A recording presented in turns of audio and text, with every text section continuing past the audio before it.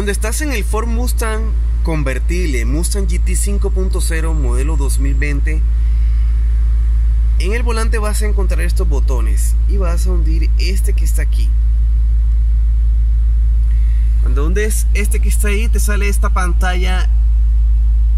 En la pantalla de productividad o en el computador o en el clúster de instrumentos, y ahí te vas a encontrar con My Mode o My Mode, modo de escape, tracks, apps, indicadores. Puedes desplazarte a través de estos botones y aquí puedes desplazarte. My Color, apariencia de panel, en fin, otras cosas más.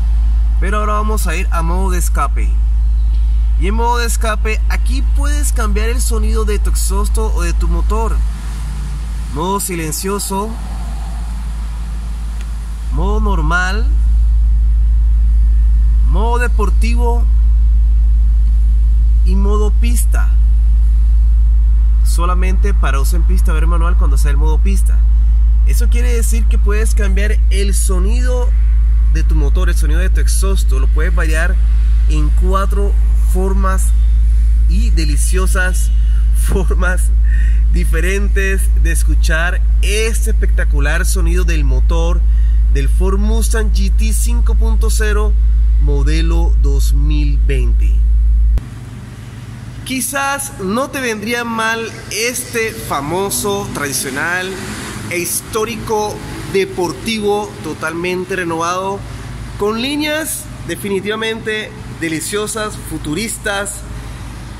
El carro se ve impresionantemente musculoso y agresivo. El motor tradicionalmente se conserva, ¿no? El sonido está patentado. Muchas felicidades, tu servidor Carlos Morelos. Si quieres este vehículo, no dudes en llamarme. Listo, suscríbete a este tu canal FBSM Bucaramanga Carlos Morelos. Activa la campanita de notificaciones. Considéralo si te gustan estos videos y si te gusta este canal, si te gusta la marca del óvalo.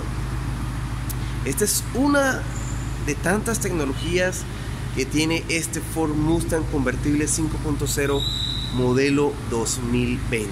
Felicidades.